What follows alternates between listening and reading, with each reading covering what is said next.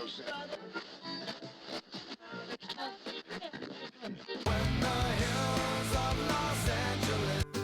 Angeles, I'm and most Hollywood nights. She goes to California, oh, California. What you say about Los Angeles?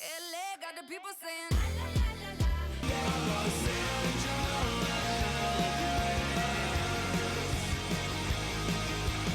You're listening to Corner of the Galaxy on cornerofthegalaxy.com.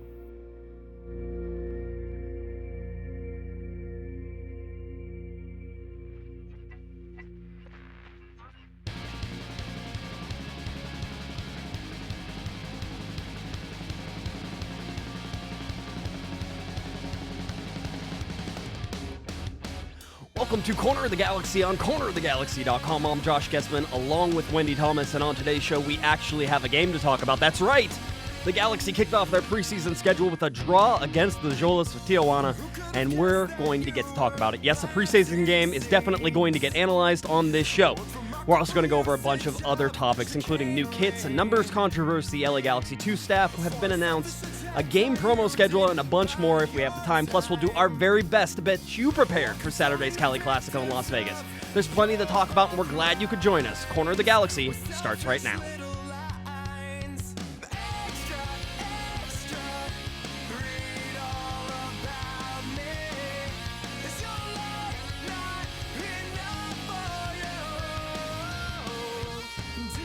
Listening to Corner of the Galaxy on cornerofthegalaxy.com. Now here are your hosts, Josh Guesman and Wendy Thomas. Hello everybody and welcome to Corner of the Galaxy on cornerofthegalaxy.com. I'm your host, Josh Guesman. She is Miss Wendy Thomas. Thank you for joining us on our live show here.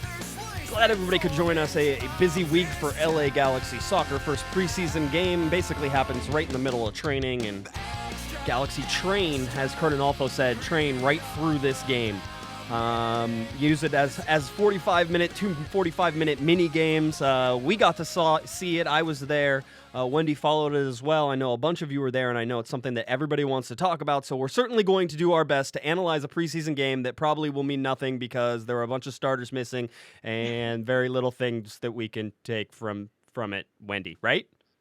Very little that you can take from a preseason friendly, particularly when it seems like we were missing a good number of starters and there was almost a complete rotation from the first half to the second. Is that correct? Yes, it was a line change. Yes, 11 players off, 11 players on. So, yes.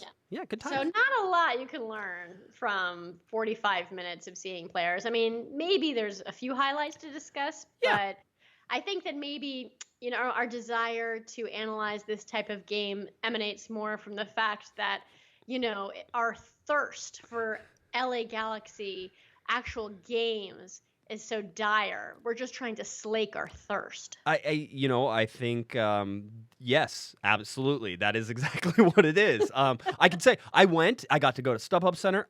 I missed it. I enjoy going there. That is like my second home. You know, you guys know I'm there a lot. I don't miss too many games. But I hadn't been there, Wendy, as we talked beforehand. I hadn't been there since the last regular season game of the 2016 season. So that was my last game there because I had my honeymoon and did all that stuff, and then I came back, and unfortunately the LA Galaxy didn't quite make it past Colorado Rapids in order for me to come back and see the rest of those games. So it's been a while. It was nice to see everybody. Lots of reporters were there. Most of the normal people you would expect were there covering the game, and it was a fun, relaxed atmosphere just because the game means nothing. It's more of a chance for the writers to stretch their legs a little bit. Haven't been, doing a whole bunch in terms of actually watching actual soccer there, Wendy, so it was fun to see people kicking the ball around in a concerted effort to try and prevent their opponent from scoring and to try and make sure that they try and score themselves. So for the LA Galaxy, that's really about all I can get really excited. What did you draw from the game? You watched it. Was there any players stand out to you like were surprisingly good or maybe a little bit off their game? You were there for a firsthand view, so what lessons have you learned? I really enjoyed Jermaine Jones. I really enjoyed his play. It was the guys who you'd sort of expected, the guys who have had some time with the U.S. men's national team camp in January, who were sort of ahead of everybody else. So Sebastian Lletget, I enjoyed watching him. I loved seeing Jermaine Jones. I will tell you right right now that Jermaine Jones, this is my big takeaway, Jermaine Jones and Jelle Van Damme, whenever they get next to each other, beside each other, stacked in front of each other, defensively, they're going to wreck some people. And wreck them in a tactical and physical way. I'm not saying dirty, but they're going to wreck people. Do not try to run down the middle of the field through Jermaine Jones, because if you get by him, just by some lucky chance, you do get by him, then you get to deal with Jelle Van Damme. And Jelle was not taking any crap in this game, shoving little tiny Jolos players all over the place. They went flying. He towers over Zolo's players. Well, not only, we should mention that, Jolos brought up a mostly reserve team, as you would expect. They had a game on Friday. They have a game on Friday, so you weren't going to get their full team. And you had some guys who were fighting for, sort of some minutes and to prove some things in front of their head coach there. Miguel Herrera was there. I actually got to follow him up the steps, said hi to him. Seems like a really nice guy, by the way. I was impressed with just how, I guess we use this term for Bruce, but how jovial he is in comparison to what you see on the sidelines, because his meltdowns are kind of notorious in a lot of ways. But well, you remember the 2014 World Cup when he was coaching the Mexican national team. His displays of emotion, his passion was so gripping. It was a highlight of the entire World Cup. Yeah, he was fun. Really enjoyed. So it was fun to see him. I really enjoyed talking to Curt Onalfo after the game in his first sort of press conference as an LA Galaxy coach after a game. How does he seem? Does he seem confident? Yes. Does he seem nervous? No, the nerves that we sort of saw at the press conference, because I watched the press conference whenever he was announced as the head coach, and I said, that's not really the Curt that I'm used to whenever I talk to him after LA Galaxy 2 games. I think maybe in a press conference that's not talking about soccer and talking about himself, he's sort of not he wasn't comfortable doing that, right? And so you got to see him in his sort of element and talking. Yeah, and by the way, Bruce Arena, you would say, "Hey Bruce, what'd you think of the game?" And Bruce Arena would be like, "Yeah, it was fine.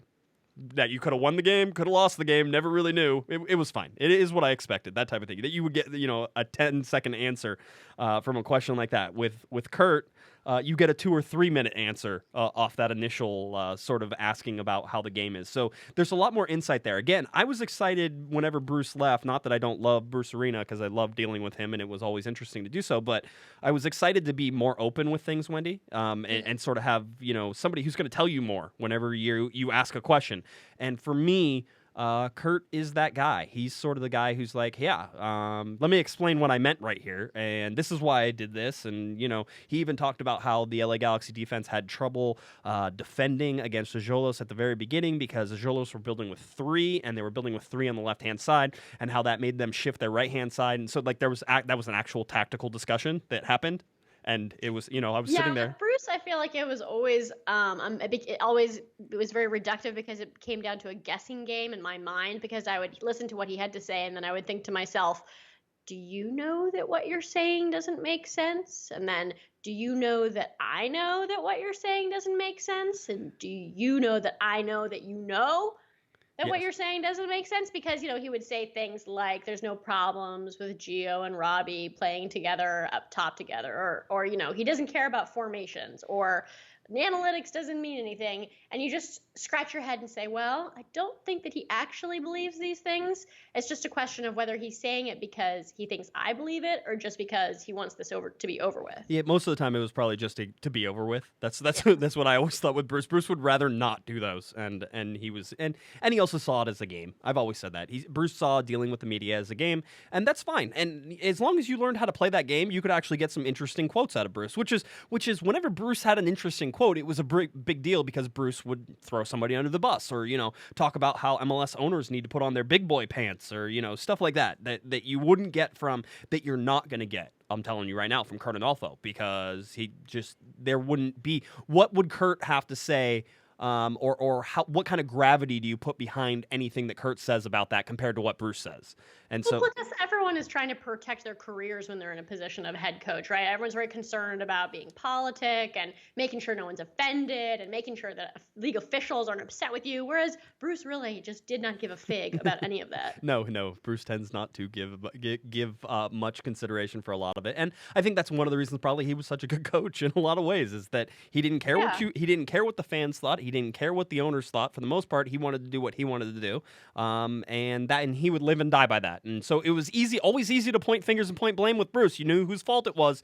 It would be Bruce's. I think we're going to have a more difficult problem with that whenever it comes to who we're going to blame for some things whenever it comes to the LA Galaxy if things go bad, because I think that there's blame to be spread around, and I think that some people are blamed that maybe it's not their issue, and some people who aren't blamed and it is definitely their issue. So that's one of the things we're going to have to try to do this year is sort of get the blame pie out, which I think I stole from ESPN and some of those guys who do some talk radio on ESPN radio here in LA, but get the blame pie out and how much are you going to blame this person and how much you can blame that person, and we can do a pie chart with that and figure out where all the blame lies, which, again, I think it's part of our job here on this podcast is to point fingers and say where we think the problems are, and if they're not being addressed, then we are going to talk about that. So that's one of the things. But in this game, as we get back to it, like Jermaine Jones, like Sebastian Lletget, liked Jelle Van Damme. Daniel Steres was fine for me. Ashley Cole was fine for me.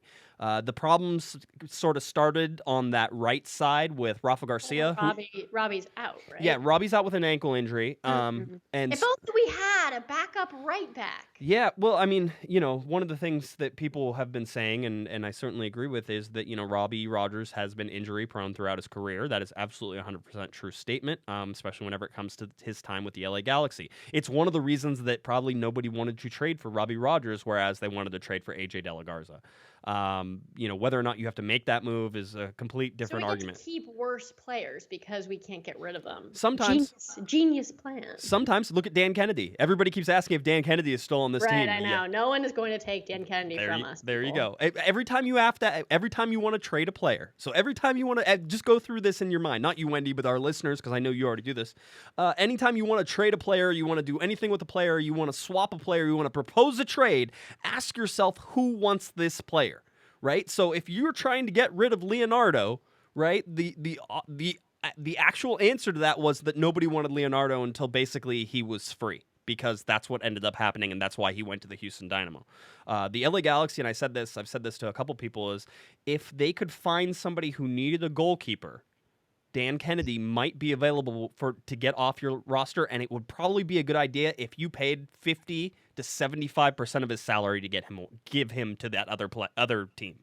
Just that way you wouldn't have to pay. You'd get a reduction in whatever salary you had, and you get to open the roster spot. Not that I think the LA Galaxy are struggling with roster spots. But, as we go, it was the right-hand side. Rafa Garcia is going to be one of the backups there.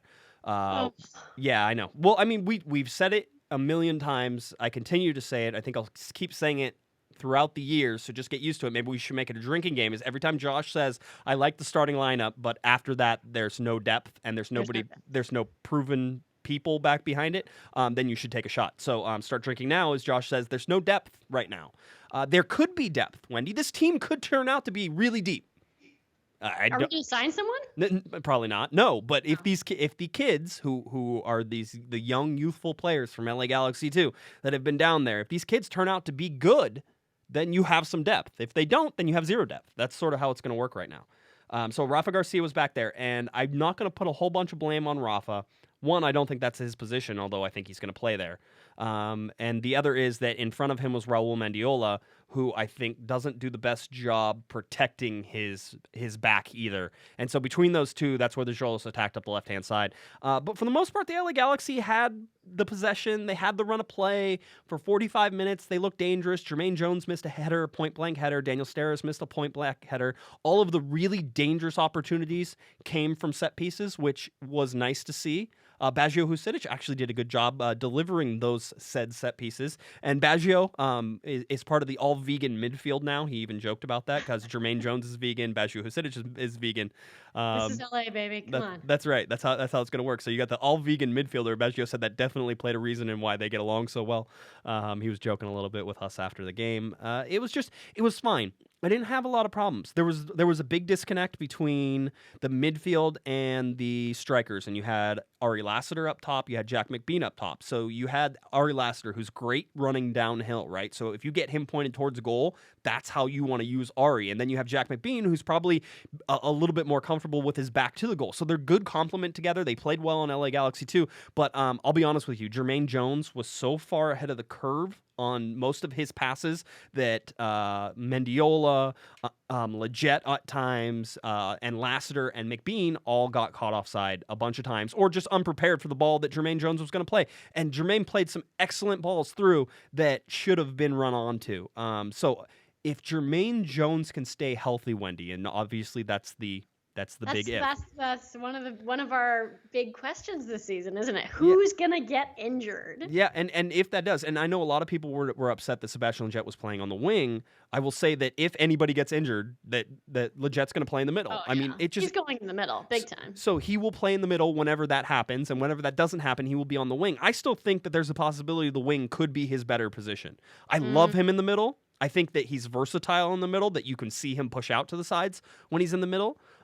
He can definitely create plays there, but in terms of impact on the field, he may be more impactful as a winger. And so we're gonna have to see, and I think we're gonna get a good chance to see that this year. But that's it. That's your first 45 minutes was a 0-0 score.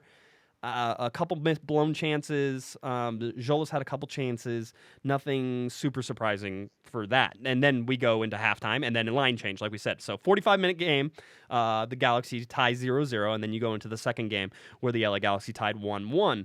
The second lineup, and I'll read everybody's names just so that way everybody remembers. Clement Diop.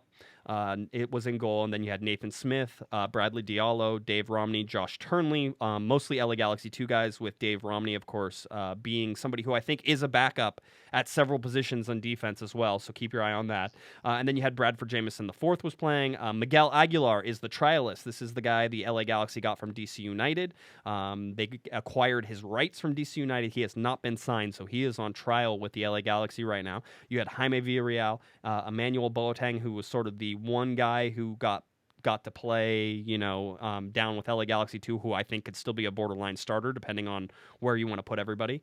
I would have no problems probably putting Raul Mendiola, down with the LA Galaxy 2 sort of team and moving Lletget over to the right side and bringing Boateng on the left side, so that could happen. And then you had Ethan Zubak, and then you had Jose Villarreal. So, of those guys, 3 probably really impressed me. Some people are going to say Diop was better than Brian Rowe.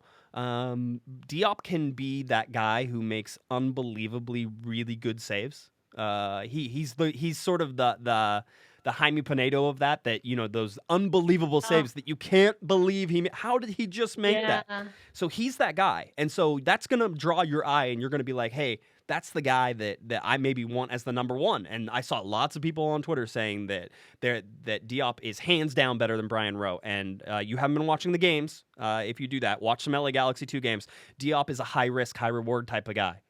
He will come off his line, Wendy. He will try to make saves that maybe he shouldn't. He's really risky. He's not at all risk averse, I should say. No, he's not. And so, you get 80% of the time, the stuff that he tries, comes off. But I've seen it when it doesn't come off. So if he can shrink that down to, say, 99% of the time he makes it, he could be great. Absolutely great. And he's so much fun to watch. But just relax. Pump the brakes a little bit. He made a couple great saves. One of them was a double save, and the reason it was a double save is because whenever he made the first save, he didn't do a very good job of controlling it, and it came back out, and he had to make another save. So it's one of those, punch to the side, and instead it came back sort of to the middle. So, those are the things you have to sort of watch. I think Brian Rowe did well, and Jolas, for the most part, didn't really trouble the LA Galaxy. Galaxy got a goal from Jose Villarreal. So, of course, everybody goes, Josh, what the heck are you talking about? You've told me Jose Villarreal is horrible. And I will say that I believe this is a correct stat. I heard this in the press box. This is Jose Villarreal's 3rd goal in 3 preseason games that he's played in. So this loves is preseason. This is loved it. Yeah, this is nothing new. I would say again, pump the brakes. Let's be a little cautious about this. I liked his movement. I liked his calmness on the ball. So if you're looking for something from the second half, Wendy, I would say Jose Villarreal was a real high point. So somebody to keep an eye on. Perhaps he is turning that corner. I want him to be good. Everybody thinks I hate him. I want him to be good. He was not good last year for LA Galaxy 2. His brother was better. In this game, Jose was better. He was the guy who was able to find the end of Emma Boateng's cross. Now, Boateng created that goal with some great moves on the outside of the box and just totally ran by a Jolas defender, and the ball came in from Aguilar, the trialist. So I thought Aguilar. So if you're looking for 3 things that I sort of took away, Jose Villarreal was really good. I thought Emma Boateng was really good, really liked his energy, and I really enjoyed Aguilar. So I think there could be a possibility the LA Galaxy sign Aguilar and put him on the roster here, and that shouldn't surprise anybody, I don't think, if that happens. Oh, isn't he a midfielder? Yes, he is. Yeah, he was playing central midfield. Looked comfortable a little bit. There's this thing that happens with players, and I was trying to explain it to somebody else, that whenever guys are trying to play too quickly, or whenever they're thinking faster than their feet can move, there's like dancing feet that happen. Right? And so there was a lot of dancing feet in the second half from a lot of LA Galaxy players. Aguilar had a little bit of it.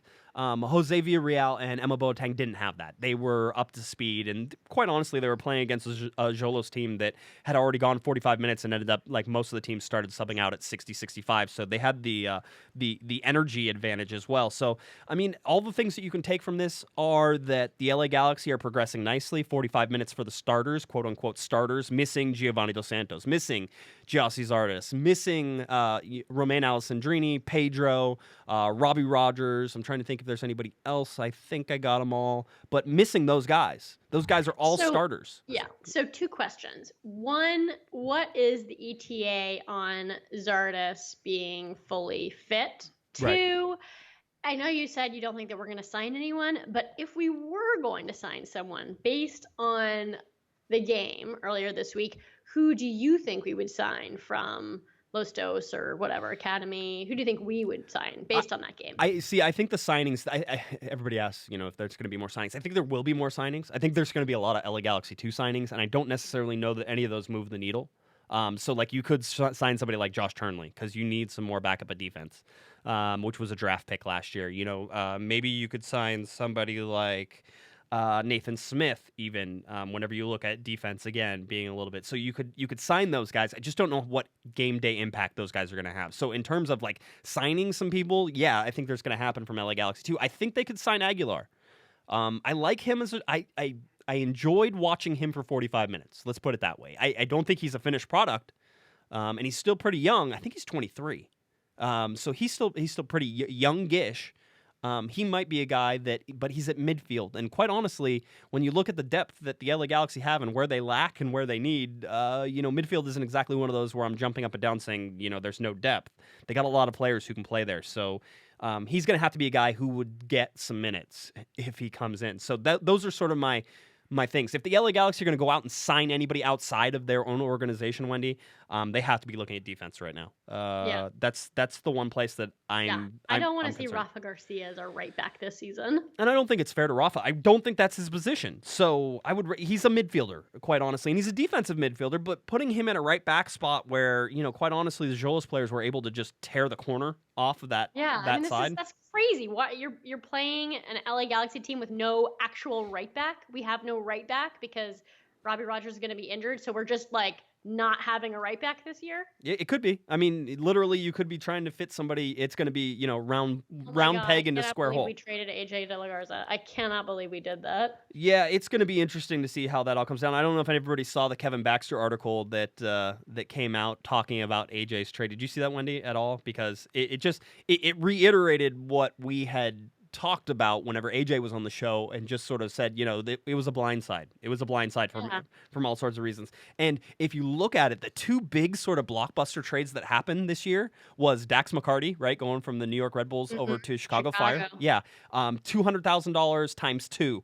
It's $200,000 one year, $200,000 another year of general allocation money, I believe, both of those. So $400,000 for Dax McCarty, and then AJ De La Garza. If you look at both of those, Dax McCarty just came out with an article where he talked to a whole bunch of people, I think, on a conference call, and he blasted the New York Red Bulls for how they handled it. And for the most part, AJ has done the same with the LA Galaxy, that he wasn't happy with how that he got treated and how that trade went down as well. So it's funny that both of those happened. And you sort of see it. And I was listening to Eric Winalda on Winalda Talks Football. If you don't have a serious XMFC, I think it's almost worth it just to hear Winalda talk, who used to rub me the wrong way, but I've grown to absolutely love the man.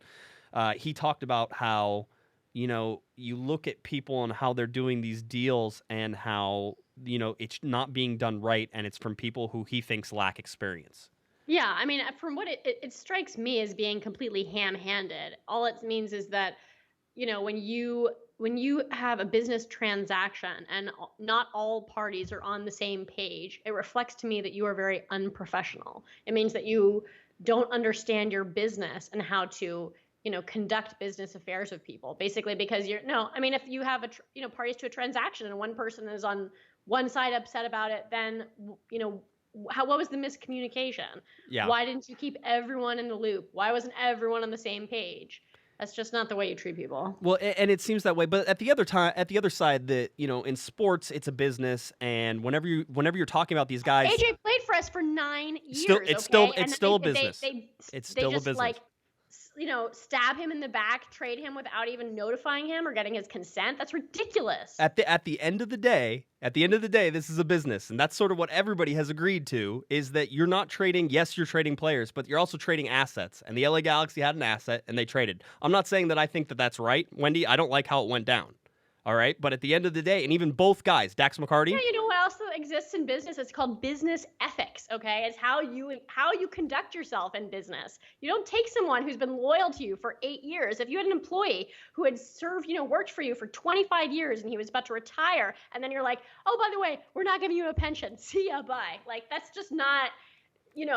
There's legitimate business grievances that people have, and if he's been mistreated, then the front office should be very ashamed about the way they did that, because he was one of the most beloved players in the Galaxy and he did not deserve that. Yeah, and both of those guys in their articles, and when they said, both of them, Dax McCarty and AJ De La Garza, sort of conceded at the end, hey, it's a business. I didn't like how it went down. We're used to this as players.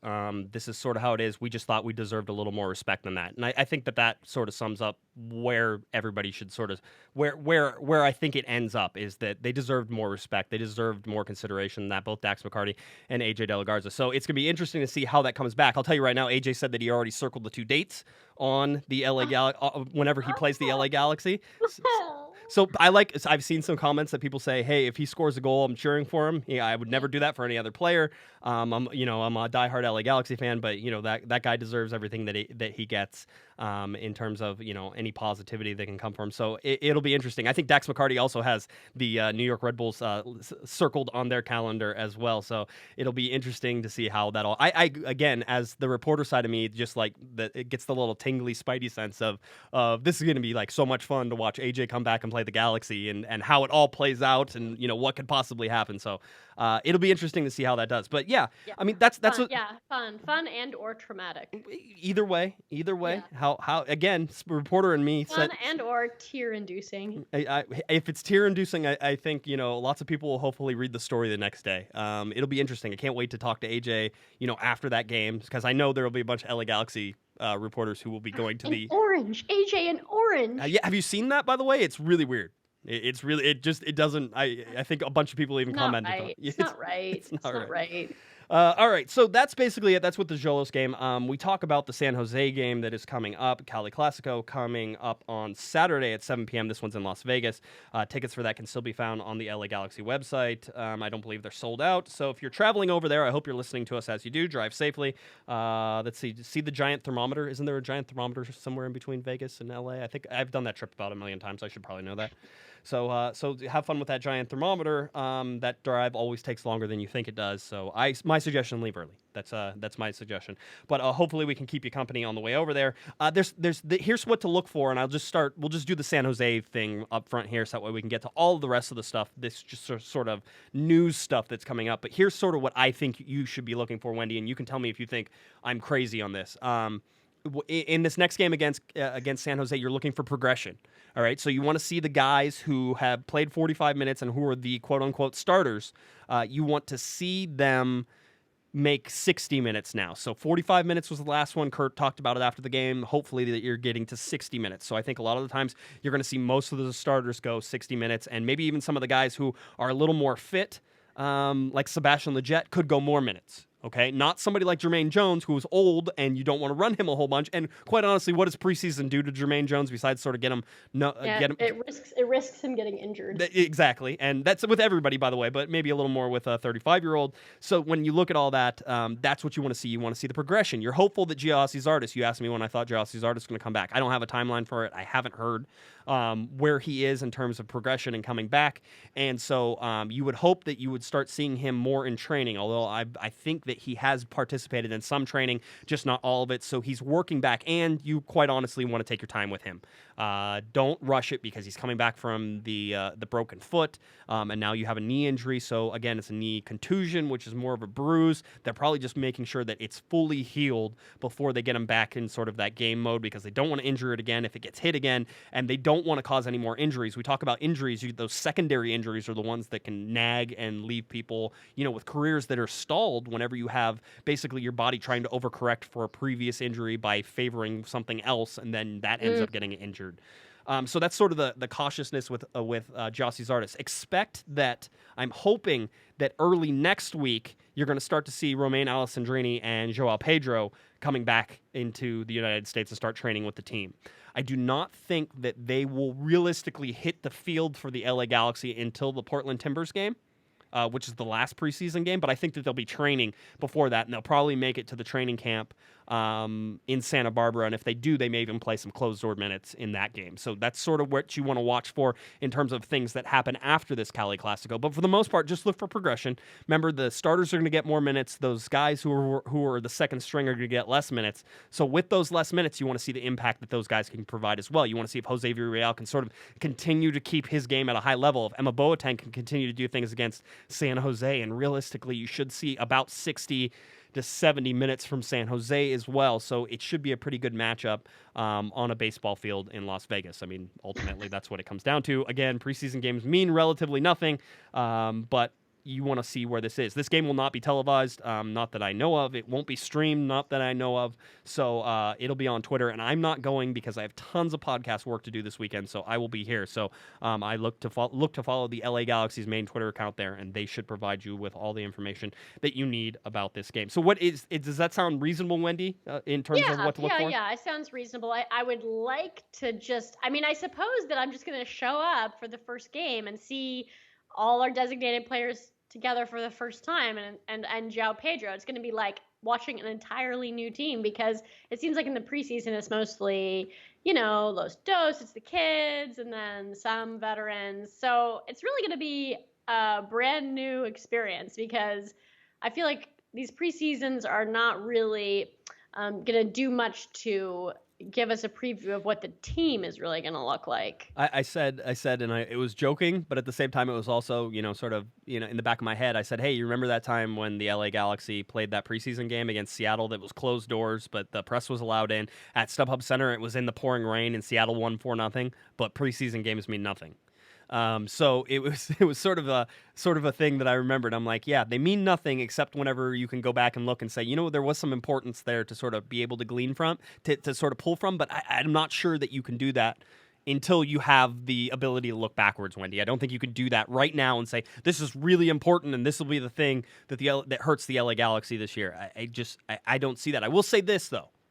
The excitement that came from seeing a much younger, energetic, hustling team that was that first 45 minutes with all the youngsters in there, the two-touch passing, the quick movements. There were some buildups there that were close to getting, somebody through. And there were some nice passing sequences, and there was nice movement, and there was flow. And so if you're saying, going to see a whole nother team whenever you show up maybe the first game, I think you will. And I think you're going to be sort of a little impressed with the youth and the speed that's available. I can't wait. I want it. Jack McBean, give it to me. Come on, I want to see Ariel Lassiter. I want to see Jack McBean. I want to see all the kids. I want to see them shining. I really do. Yeah. I'm really excited. I hope they do really, really well. You are definitely the biggest Jack McBean fan I've ever met. I know he is your one true love. I like him. I hope he does really well. I still really would like Gyasi back soon, but I want the kids to do well, and I really look forward to seeing more of them this season. Yeah, and I don't think that, unless there's an injury, I don't think that Jack McBean's a starter this year. Whether or not that ends up happening or however it comes down to. The other thing that you have to realize about my quote-unquote Jack McBean fandom is that I've seen more LA Galaxy 2 games than a lot of people. So I've actually gotten to watch a lot of these players and actually get to form opinions on them. So whenever I give you an opinion, it's not coming from, oh, hey, I hear this. It's from, I've watched these guys over and over and over again. I probably saw 12 You to don't have to be 16 defensive. LA Galaxy I games? respect your love. I welcome it. I embrace it. I think that you should shout it from the rooftops. I was going to ask you if you had any LA Galaxy Valentines, but besides Oh Sebastian my Lletget. goodness. Oh my goodness, Josh. Sometimes I do play a little mental game of like if I was going to go out on a date with LA Galaxy players, like what would we do on our date? So like you for would example, Baggio Husidic and you would go get some vegan food. coffee shop. Naturally, Bulletproof Baggio and I would get a latte, right? We would probably like go to Venice or something like that, go to like a vegan restaurant, maybe get some coffee that's like cold pressed with less acid. That would be Jeez. totally Baggio. Jesus. Like I think that Gio and I would probably go get an ice cream cone. Of course. That makes sense. He's really adorable. Yep. Naturally, like Jossie, you know, he is so devoted to the community. I think we'd like to get out there and do some good, like volunteer for the day, like you know, like volunteer for like Habitat for Humanity, you know, do some good deeds because he's you know such a hometown hero, Right. kind of guy. Jelle Van Damme, naturally comedy club. I mean, he's the prankster. Yes. Naturally, Jelle and I would be at the comedy store, you know, taking in some late night comedy with a couple cocktails. I mean, this, you know, it's like every one of them has their own sort of unique niche, their own little place in my heart, and so. I was gonna say it doesn't sound like you've given this any thought whatsoever. No. And then I would finish with Lletget. And I won't tell you because it's not appropriate. It's not appropriate. For Earmuffs. podcasting, it is not PG-13. I understand. And that is for adult listening only. We'd have to slap a rating on this podcast. I understand. But I would say they all have a place in my heart. That's as they should. I mean, realistically, I think my dates with them would probably go about the same. I mean, I don't think I'd change much there. Gio and I would go hunting for minions, though. I think maybe minion ice cream cones. It would be fun to go to an arcade with too. We talk about him like he's 12 years old. I know, but he seems that way to me. It's hilarious. He's a youthful exuberance, definitely. So I understand. Because he's a designated player, and yet, like when I was thinking this year about who would be the captain, I naturally just went straight to Jelle Van Damme because even though like he's supposed to be like this central, you know, cog about which the whole team is going to revolve. To me, he seems very kid-like. He seems like a kid. He is. Even though he's 27 years old, whereas Jelle is probably only 4 or 5 years older than him, but he seems like really like a man. Yeah, Jelle Van Damme is a lot of fun. Always fun to talk to after the game, and we talked to him after the game basically, and he was like, he goes, hey, we're gonna get better. He goes, that's all we're gonna do. He goes, we can only get better. That's it. He goes, well, you know, it wasn't perfect, it wasn't great. I'm not gonna sweat it, and we're gonna play the next one, and we're just gonna get better. And it was sort of that. He is so intense and so focused on the field.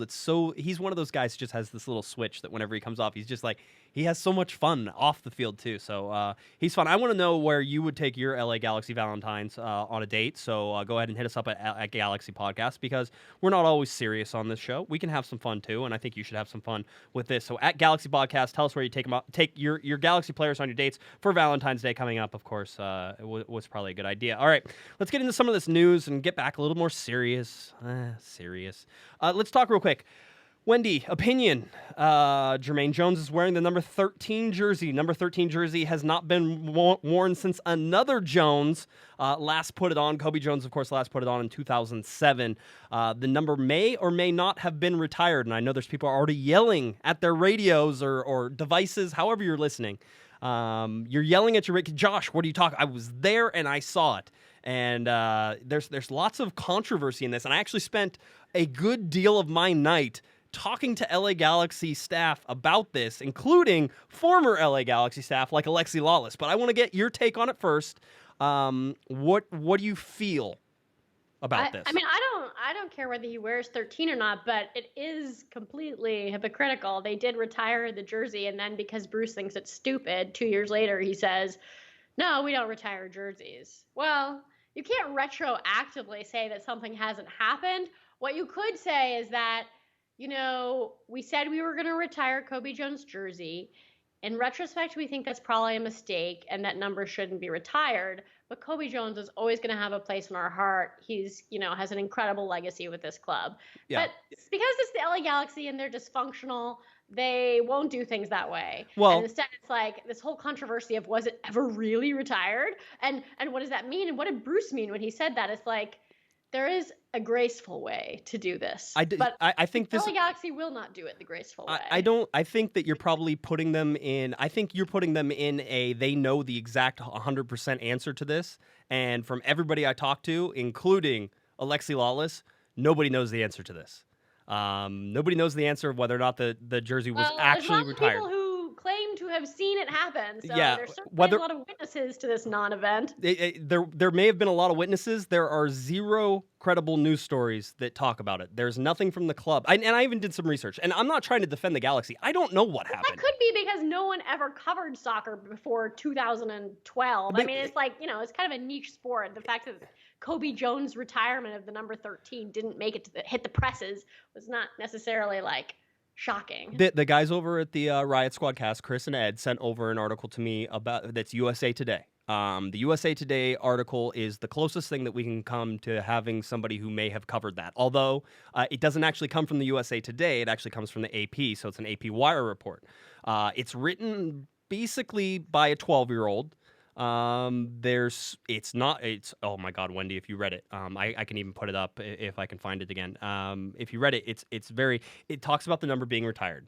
That is the only record of it. There's no internal club record of it. Wait a second, Josh. There's people who say they were present, that they remember it happening. Why does it have to be reported in the news for it to have actually occurred? Because the fact that it's not reported doesn't discredit the notion that it occurred. I fed my dog this morning. It wasn't no one reported. Yes. Did it happen? Yes, it did happen. I witnessed it. Well, I think for people who are trying to put the pieces back together of whether it was retired, and again, I think the problem here is, and the perception is, I wish that there was something that was 100% definitive, and then I think the LA Galaxy would even be able to. Oh my God, the problem is that the club is always so mealy-mouthed about these things instead of just saying, you know what? At the time, we wanted to honor Kobe Jones, so we retired his number. In retrospect, it's probably not a good idea to retire a number, so we're not going to do it, but we will always have him in our heart. Right. Something like that. Instead of just, did it happen? Let's isolate it. Let's nail it down until a press release. And I mean, come on. I went and talked simple way, the graceful way. Let's just, So I talked to Alexi Lawless about it too. He was actually the club president, the GM at the time, right? So he was there. And because I had heard somebody said that they had talked to Alexi. And I said, okay, cool. Well, I'll just call Alexi then. And so I texted him because I was at the game. It was loud. So I asked him the same number. Did you retire Kobe's number?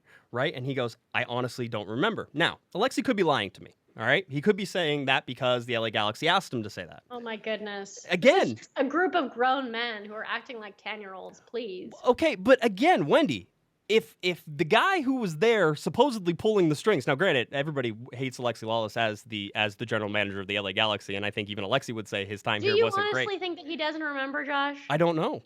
I think that's what he told me, Wendy. Am I supposed to say? There's a lot of people who are there who do remember it. Absolutely. So, I don't really care whether he remembers it if there's 1,000 other people who do remember it. And if that was an actual retirement, then that's something I want to find out. If you have something, if you have video of it, anything, I just want to know.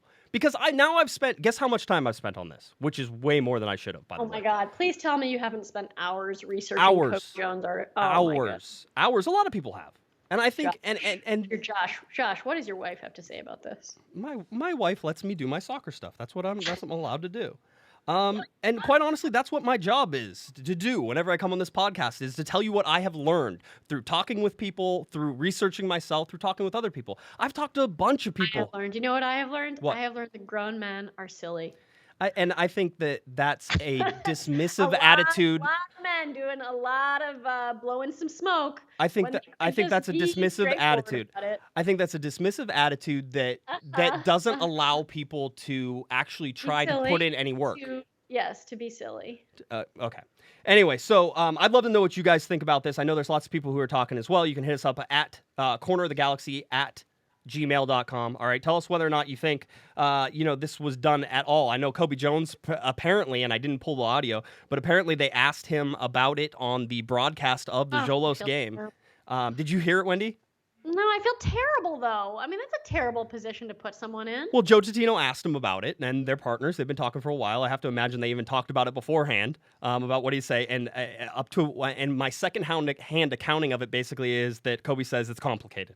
So that's Complicated meaning I don't want to alienate myself from my right. relationship with the club and front the fact that they retired my number and then unretired it. I do know that Kobe Jones did receive a ski trip whenever he retired from the LA Galaxy. That's about Is there all a I've news been able to. article demonstrating that occurred? Actually, yes, there is, and I was able to Okay. verify it. So, Okay. just a little research on my part. All right, now we continue on with the LA Galaxy, and secondary jersey, Wendy, looks a lot like last year's secondary jersey. For the most part, there's some differences. Excited about it, not excited about it. What do you think? It's Is that the blue with the yellow trim? It's not. There's no yellow trim this year, so that's sort of the difference. But is it the blue? It is the blue. The one that I do like the blue. Everyone says the blue ones are cursed, but that's what I bought because I like the blue ones. they are cursed, but yes. But I look good in blue. So Lots of people do. So that has to come down. Out of the blue jerseys launched the campaign, then made by Adidas. The new Galaxy shirt is designed. I'm going to read this from the press release just because it's so exciting. The new Galaxy shirt is designed and engineered with. I honestly don't know what this word is. Melange fabric. It seems amazing. And expensive, and the Audi Zero technology made to keep athletes cool while wicking moisture away from their skin. And here's the problem with the secondary kit is the LA Galaxy don't wear it very often because their home colors are white, and most other teams' home colors are solid. So there's very few teams that have the sort of white that would offset, that would sort of satisfy the FIFA dark and light, because that's what FIFA likes to see is the dark and the light colors. So that's why the LA Galaxy don't wear it very often. But they will wear it a couple of times, I'm sure, this season, and they will probably lose those games. I like the first jersey too. I like the fact that our colors are a stark, crisp white. It reminds me of Real Madrid. Yes, absolutely, and I think that's sort of where it was taken from. Obviously, whenever David Beckham came over, the redesign in 2007 happened, and I've always thought that the color scheme overall was pretty good. The kits that came out right away with the collars and the long sleeves, that was sort of in then, so I won't hold too much judgment. But, there's been, I don't know, I feel like there haven't been as many memorable kits as of lately. There haven't been any that I'm like, oh, I have to buy that. The blue ones there are definitely close to getting my maybe I should buy that, although I don't get to wear these anymore anyway, so I'm not sure. Because you're in the press room. box, yeah. So the press box, you don't wear your jerseys, and if I wear it, it would just be out, and even my wife is like, I wear "You're my a grown man." jerseys. I wear them all the time. Let's see if we were going to say that the authentic LA Galaxy Adidas Navy 2017 secondary custom jersey with any name on the back there apparently is $150 if you're looking for that. I don't know why you have to mortgage your house in order to get a kit, but for me, that's one of the reasons. And then if you want to go, and Wendy, I'm looking at it right now, it's a Sebastian Lletget long sleeve, blue, authentic long sleeve. You're going to have Sebastian Lletget come with the kit. He might at $180. I'll cut a check. At $180, that would probably be a deal if Sebastian came with it. Yeah, that's a bargain. That is a bargain indeed. But anyway, that's sort of where you can do it. LAGalaxy.com, where you can shop for those. TeamLAstore.com, I believe, is the other place where you can sort of find those. So keep your eyes open. Maybe there'll be some deals as they go out. But yeah, so new kits are out. Promo schedule. Things that you get for free that you will probably sit on a desk and never use again, but I always get excited for, Wendy. Always. I'm always excited for the promo stuff. Like, what am I going to get? What are you going to give me when I walk in the gate? Am I going to get a towel? Am I going to get a tumbler cup, which is what you can get on Saturday, March 4th versus FC Dallas? One of my favorite nights, the Sunday, March 12th game. Support local soccer night. You get local soccer stars poster that you can put up in your bedroom on your ceiling or something like that. I don't know if are you a Kings fan, Wendy? Are you a hockey fan? I am a Kings fan. Okay, yeah, Kings. I do love myself in the off season because I haven't had my soccer. I've been going to Kings games. I understand, and that is a perfectly acceptable thing to do. Saturday, April 29th is your game then versus the Philadelphia Union. LA Kings night, promotional giveaway, a Galaxy and LA Kings scarf. So you're getting the dual scarf, LA Galaxy and LA Kings, on Saturday, April 29th. A throwback t-shirt on May 6th. I'm trying to see if there's any other good ones. Pride Night is going to have an LA Galaxy rally towel. I'm hoping that they also do one of those cool Pride Night scarves because I get one of those pretty much every time. I got that one from 2 years ago. I got the Pride Night scarf. I have both of them. I have both of the last two ones. I love them. They're great. I had to specially order mine. It was ridiculous. Yeah, there are a lot of I like the colors. It's just different, and I like the colors, and it supports a good cause for me, so I'm happy with that. The Women in Soccer Night does not have a giveaway, although I'm sure they could give away some men who don't like women's soccer and have Twitter accounts that go when on is and Women's on. Soccer Night? Wednesday, July 19th versus the Vancouver Whitecaps, Women in Soccer Night. All right. All right. So that's a good one for you. Rock out. Ooh, this one is not on accident. First to 5 night will be held on Saturday, July 29th when the LA Galaxy host the reigning MLS champions, Seattle Sounders. Ooh, that's called rubbing it in night. That will be. It'll be like, hey, nice ring. There's 5. I don't even want to talk about it. Last season, the game against Seattle where we lost like 4-1 or something like that. I don't think I've ever been so angry in my life. I would desperately like to beat Seattle Sounders MLS Cup champions this year. It would be nice to sort of just thrash them, I think, is probably the correct word for that. Let's see, there's this Galaxy Social Night, then this is LA Night, and Special Olympics Night is on Sunday, August 27th. I'm looking for the good stuff. Where's the Fan Appreciation Day? Sunday, October 15th, the last game of the regular season, where the LA Galaxy, actually it might not be the last game of the regular season, seems like it might be a little early, but maybe versus Minnesota United. So Minnesota United, you get an LA Galaxy team photo. There's your promo. Oh, that's right, schedule. we have new teams. Yes, that's New right. teams, Minnesota and Atlanta. We're playing both of them this year. We're playing Minnesota twice. That's because they're in the Western Conference, so you will get to play them. That's so crazy to me that Minnesota's in the West. I don't know. It's kind of in the mid. You know, they needed one for each side. Who knows? You get some more teams, and they'll be one of those teams who switches like Houston and Dallas go back and forth. Kansas. Yeah. So we'll see you that. Finally, we get to, before the night is over, LA Galaxy 2 announced the full coaching staff. This is kind of cool, actually. I was a little surprised. Have you heard these yet, Wendy? No. Okay. So the 2 coaches added to the LA Galaxy 2 roster with Mike Munoz is the head coach of LA Galaxy 2. Coming back to the LA Galaxy, he's a former player, always a Frenchman. A really cool guy that I love, always love talking to him. Laurent Courtois is going to be assistant coach for the LA Galaxy 2. He was a player coach in Los Dos' 2014 season. If you remember that, he went down and played for LA Galaxy 2 and was a coach at the same time. He spent time with Chivas USA before signing back with the Galaxy in 2013. He's from Lyon, France. So that's any relationship to Thibaut Courtois? I have no idea. I have no. Is that something that I should know and that I missed? That's a goalkeeper. Never mind. Okay. Never mind. All right, and then the other person who joins the LA Galaxy 2 coaching staff as the goalkeeper coach, you have Clayne Plummer. Clayne Plummer is a former Jamaican national team coach, and he was also a Chivas. He did head coaching stints with Chivas USA, Cal State LA, UCLA, Chicago Fire Academy, Jamaican national team, and Real Salt Lake Academy. Plummer helped Jamaica to its CONCACAF Gold Cup final appearance in 2015, and as a player, he was a member of a bunch of different clubs, or actually one club in the Costa Rican First Division, and did a whole bunch of other stuff, featured for Costa Rica at the U19 and U23 levels. So there you go. So Mike Munoz, Laurent Courtois, and Clayne Plummer are your LA Galaxy 2 coaches. Welcome to Los Angeles. That's right. So I think Laurent Courtois is kind of a fun one. That is a fun one.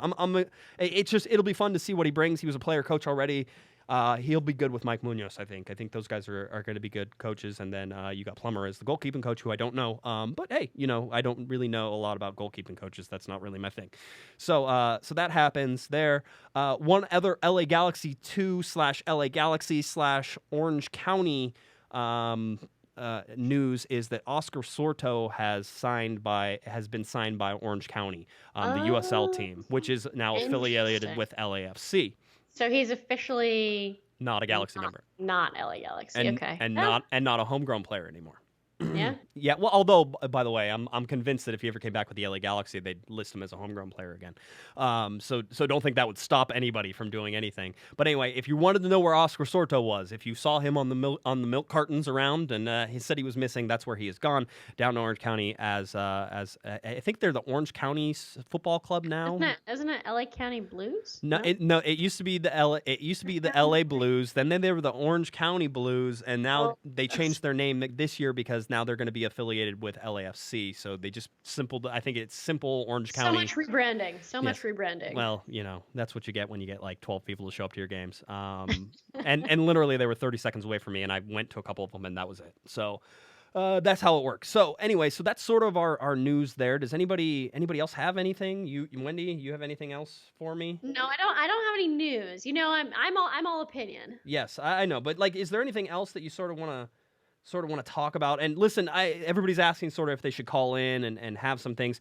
We're temporarily down with the call in until Josh gets his cables and fixes some things. So until that happens, no call-ins. My guess is next week. So just sort of talk about that a little bit. Is this the year that we can get a scarf? A scarf for? Oh, you mean a Galaxy scarf?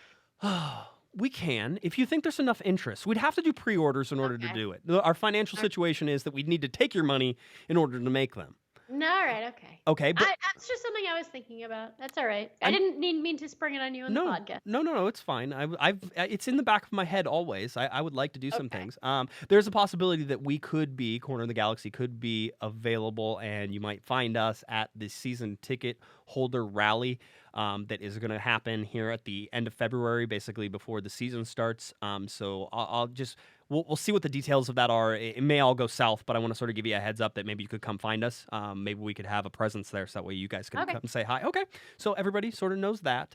That's it. The LA Galaxy play against San Jose this weekend. There's not a lot, again, that you need to focus on. Look for the progression. Look for people getting better. Look for people getting worse. Look to see our DPs who we've never seen play together ever once. Yeah, and I don't think you're going to see that in San Jose because they're not here yet. So yeah, no DPs yet. That's not going to happen. Maybe next game, maybe the closed door game that's up in Santa Barbara is where they'll sort of first gel, and then you'll get to see them. I think against Timbers. 10 to 14 days was the last estimate. That was earlier this week on how long it was going to take to get visa applications and all that stuff, visa clearance and all the fun stuff that's going on. Not that Pedro, by the way. Yeah, Pedro and Alessandrini trying to bring them in. So we'll see how that works, and I don't think any of their immigration status is being slowed by the mass immigration issue that's going on with the United States right now. But it's just going to take 10 to 14 days, and they have to be in the country that they came from. So Pedro's back in Portugal, and Alessandrini's back in France, and that's sort of how it's going to stay and be for a little while. So that's it. If you want to get a hold of the show, make sure you can email us. I'm really trying to pump this again. We used to get emails from you guys all the time, and I loved getting emails from everybody. So please, cornerofthegalaxy@gmail.com. Literally, if you just want to say hi, hey, thanks, I listen, whether you want to do any of that, and whether you want to leave us a review on iTunes or anywhere else that you listen to us, we'd be very appreciative of all of that as we continue to try to grow the brand of Corner of the Galaxy and bring you guys, of course, the latest news and talk regarding the LA Galaxy. And I think we're pretty unique in the fact that, we get to do that for you guys, and we've done it for so long. So we're honored that you're here for another season, 2017, just around the corner, Wendy. We have a long season, a bunch of shows to do throughout this season. It's going to be a grind. Interesting. I tell you, this season's going to be interesting. I don't know whether it's going to be like garbage on fire or whether we're going to be awesome. I have no idea. Yeah, it could be. I mean, as I told somebody recently, I said I've never seen a dumpster fire in person. I know. Maybe this is the chance. Hey, maybe this is the year. I will tell you. I'm gonna tell one story before we get out of here because I think the last time we talked, Wendy, I said I was gonna find out what Jovan Karofsky did. Right? Do you remember me saying that? What is his job? Well, I didn't. Where is the analyst he's keeping in his basement? Yeah, I know. That's all questions that I will ask. I will say that I ran into Jovan, and we had a talk, and he goes, you want to know what I do? Which of course means Jovan's listening. So hey, Jovan, it's nice. Thanks for listening. I saw him on ESPN. I saw him on ESPN. Yeah, as an analyst. ESPN or was it Fox? Because I think he does analyst stuff. It was Fox. You're right. It was on the weekend, and it was Bundesliga. He was covering the Bundesliga. I was watching Yeah, Bundesliga coverage. Yeah. So Jovan. So hi, Jovan. He said that he'd be happy to come on the show to talk about it. So I'm gonna hook that up, and we're gonna make that happen. So expect the Jovan Karofsky thing to happen here in the next couple weeks. Travel depending and all that fun stuff. But we will get him on the show. It's gonna be like Parent Teacher Day. He's gonna come in and tell us what he does for a living. Perhaps. I mean, maybe my first question will be, what do you do? What do you do, Jovan? What do you do? So anyway, we're going to have Jovan Karofsky, so it was great to talk to him, and it was good to set that up. So that's going to happen here coming up as well. We have got a lot of stuff that's going to happen coming up in 2017, a lot of fun things planned, perhaps a meet and greet as well, perhaps a live show that we do somewhere where you get the hosts all together and you guys all together, maybe at a nice bar or something, or a brewery where we could do a live show and do it just for that group of people there and sort of have some fun with it and see what we could do at a location. So I think that about does it for us tonight. Wendy, why don't you go ahead and tell people where they can find you? We'll get on out of here. You can find me at cornerthegalaxy.com and American Soccer Now and on Twitter at BardsBlonde. All right. If you're looking for me on Twitter at Guesman, JGUESMAN, and of course at Galaxy Podcast. That's me 99.9% of the time. Cornerthegalaxy.com is where you can find all of our written articles, all of our podcasts, all of our coverage of the LA Galaxy in 2017. Send us those emails. We want to stay in touch with you guys. Hope everybody has a great weekend. Safe travel safe to those headed to Las Vegas, all right? So, for Miss Wendy Thomas, I'm Josh Guesman, and you've been listening to Corner of the Galaxy on cornerofthegalaxy.com. Have a great one, everybody.